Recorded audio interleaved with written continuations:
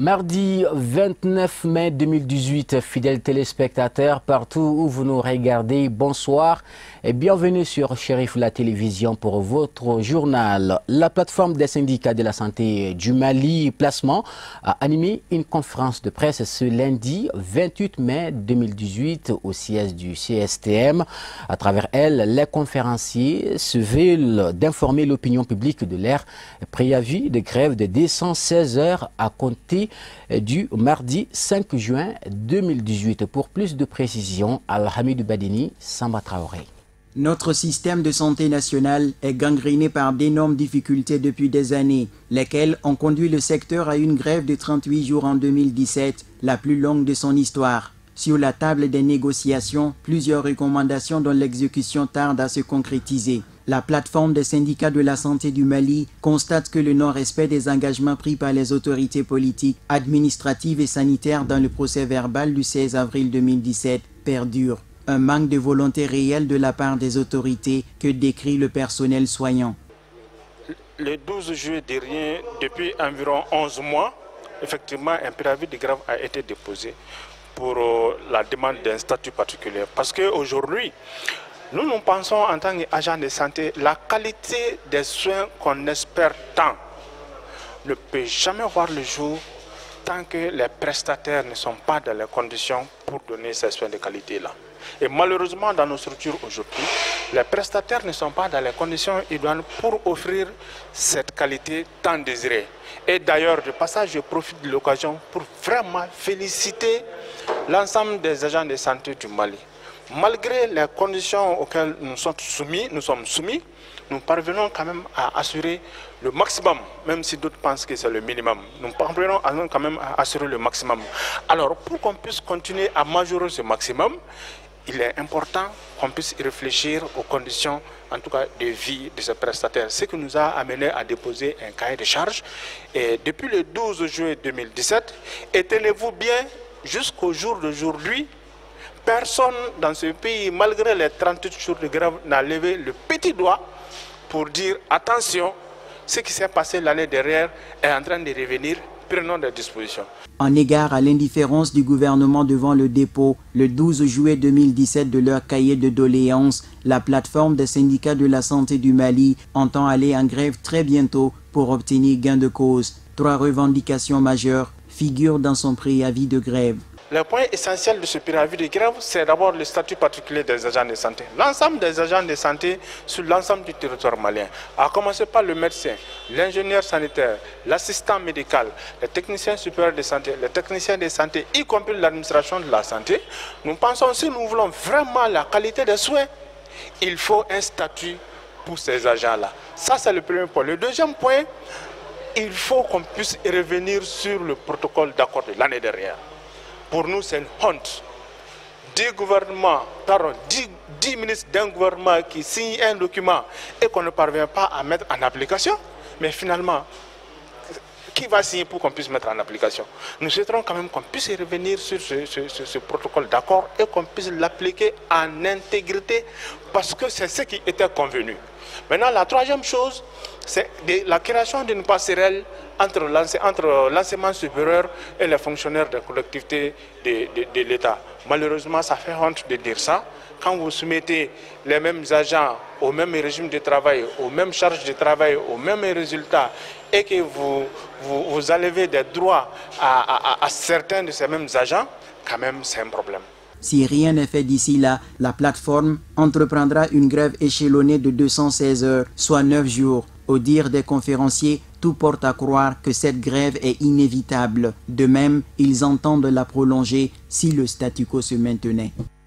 Autre actualité, cérémonie de remise de vivres aux veuves et personnes démunies en commune 1 du district de Bamako. L'initiative qui entre dans les cadres du mois béni de Ramadan est celle des élus de la section de la commune 1 du district de Bamako du Parti pour la restauration des valeurs du Mali, PRVM Fassoko. C'était ce dimanche 27 mai 2018 à Sikoroni en présence des responsables et plusieurs personnalités. Reportage Ousmane Sougouri. Soutenir les personnes démunies, en l'occurrence les veuves dans la commune 1, qui est une recommandation de l'islam, surtout en cette période du mois béni des Ramadan. Tel est l'objectif visé par le parti du dromadaire blanc à travers cette donation. Contrairement à l'année dernière où 50 personnes avaient bénéficié de l'aide, cette année, ce sont au total 100 personnes qui ont reçu chacune 50 kg de maïs et 20 kg de sucre. Une action caritative saluée à sa juste valeur par les bénéficiaires. Selon les donataires, ce élan de solidarité est une vieille tradition qui a même précédé la vie politique et vise à partager le bonheur entre les musulmans afin de ramener la joie dans les foyers. C'est un grand plaisir de se retrouver autour de cette double cérémonie de remise des dons et de rupture collective des jeunes qui constitue pour nous un moment de convivialité, d'échange et de partage en ce mois béni et saint du Ramadan. Au nom de la section 1 du PRVM Fassoko, je remercie tous ceux qui ont accepté d'être parmi nous ici ce soir. Cette cérémonie de remise des dons est une opération de proximité qui porte assistance à une partie vulnérable de la population, en l'occurrence les femmes veuves.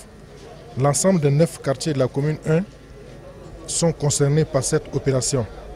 Cette cérémonie de remise des dons sera au profit de 100 femmes veuves et de 100 militants du PRVM Fassoko en difficulté.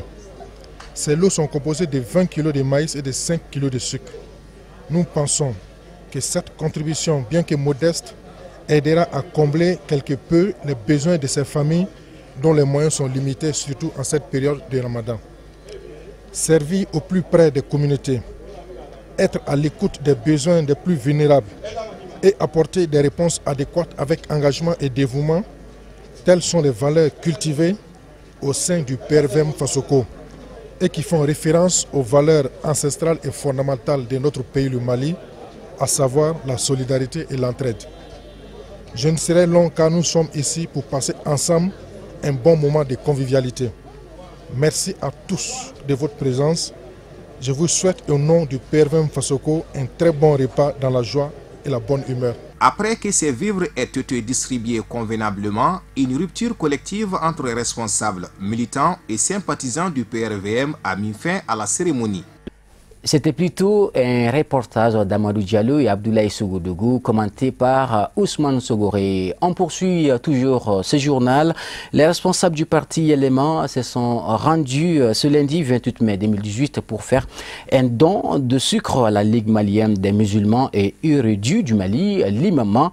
La cérémonie de remise a eu lieu dans les locaux de la l'Imama présidée par le secrétaire général du parti en présence d'un leader religieux et plusieurs autres invités. Suivants. Le mois de Ramadan est un mois particulier pour les musulmans car c'est un moment de recueil, de compassion, de privation et de prière. C'est en substance les propos du secrétaire général du parti Élément à travers son président Moussa Mara qui s'est dit heureux d'offrir 100 sacs de sucre aux imams du district de Bamako pour leur permettre de passer le Ramadan en toute tranquillité. Chaque mois de carême, mois de solidarité, à travers le président Moussa Mara, on a l'habitude de faire des dons de sucre aux imams. Les imams qui sont les guides de la société musulmane, c'est le lieu pour nous de nous approcher d'eux, de demander leur bénédiction envers tout le pays. Nous avons pu donner cette année 100 sacs pour les 6 communes de Bamako et nous espérons. C'est juste un don, c'est pas pour satisfaire tout le monde, mais c'est vraiment significatif pour que le rapprochement que nous avons, la considération que nous avons envers les guides de notre société musulmane, pour qu'ils puissent participer très simplement à l'apaisement des stress qui se trouvent au niveau de la société malienne aujourd'hui, à travers ce mois de solidarité, un mois vraiment de pardon, de grandes bénédictions. Quant aux bénéficiaires, il remercie le donateur pour ses gestes de solidarité envers les imams. C'est une tradition maintenant qui dure depuis plusieurs années. À chaque Ramadan, nous recevons du sucre, donc du chef de ce parti-là. Nous sommes très heureux de recevoir ce cadeau qui est une preuve de l'adhésion du chef de votre parti au principe de notre religion. Et et surtout la cérémonie se situant en ce saint mois de Ramadan, qui est le mois durant lequel le Coran a été révélé au prophète, sallallahu alayhi wa sallam. C'est donc le mois connu pour la solidarité d'abord de Dieu, de son prophète, béni soit-il, et de l'ensemble des croyants conséquents. Il est demandé en ce mois à chaque croyant de faire acte de solidarité, de générosité envers son voisin, ne serait-ce qu'avec une moitié de date, ne serait-ce qu'avec une poignée d'eau. Le président de la logistique du parti a affirmé que ces dons sera distribué à qui des droits afin de faciliter ces mois de pénitence et de partage. Il exhorte d'autres à emboîter les pas vivement l'année prochaine pour d'autres actes de bienfaisance. Évidemment, tout à fait. Tout de suite, nous vous proposons le point de l'actualité sur la scène internationale en bref et en images, signé Mariétou Diallo.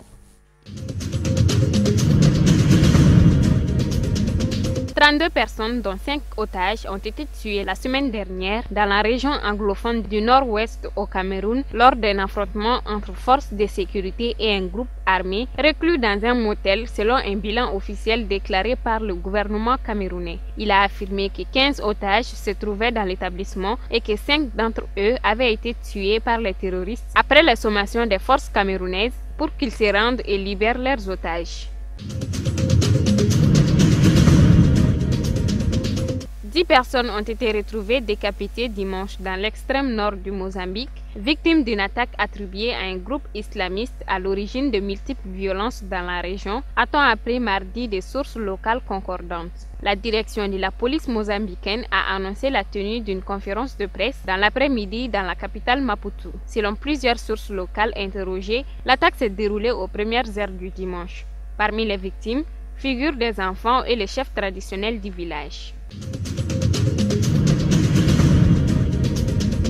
Le président nigérien Muhammadu Buhari a annoncé mardi qu'il allait approuver une loi abaissant l'âge minimum pour être candidat à un mandat politique, ouvrant la voie à des candidats plus jeunes aux élections générales prévues en 2019. Cette loi a été votée par les 2 chambres du Parlement l'année dernière. Conformément à la Constitution, elle a ensuite été approuvée par les 2 tiers des assemblées législatives des États. L'assentiment du chef de l'État est la dernière étape du processus. Le texte prévoit l'abaissement de 40 à 35 ans de l'âge minimal requis pour être candidat à l'élection présidentielle et de 35 à 30 ans pour briguer un mandat sénatorial ou de gouverneur. 48 heures après la convocation des ambassadeurs de la France, de l'Angola et du Rwanda à Kinshasa, le président français Emmanuel Macron et son homologue angolais João Lourenço ont clarifié lundi leur position au sujet de la voie de sortie de la crise en RDC. Le 23 mai, lors de son point de presse avec son homologue rwandais et président de l'Union africaine, le président français Emmanuel Macron a déclaré qu'il soutenait l'initiative prise par Paul Kagame en lien étroit avec le président angolais João Lourenço au sujet de la crise politique en RDC. Depuis, Kinshasa ne cesse de crier à la machination étrangère contre le pouvoir de Joseph Kabila. En visite officielle en France pour 3 jours, le président angolais João Lourenço et Emmanuel Macron ont fait part de leur soutien à la médiation régionale lors d'un point de presse à l'Élysée.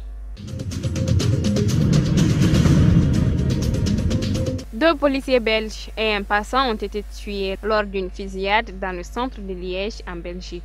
L'assaillant a été abattu par les forces de sécurité. Le parquet fédéral a retenu le caractère terroriste de l'attaque. L'homme a d'abord agressé les 2 policiers au couteau avant de s'emparer de leurs armes de service pour les abattre, a indiqué le procureur de Liège. Un homme de 22 ans, passager d'une voiture en stationnement dans le quartier, a aussi été tué. Après avoir tiré sur la voie publique, l'assaillant s'est réfugié dans un lycée. Une brève prise d'otage a suivi, à l'issue de laquelle plusieurs autres policiers ont été blessés. L'assaillant a finalement été abattu par les forces de l'ordre.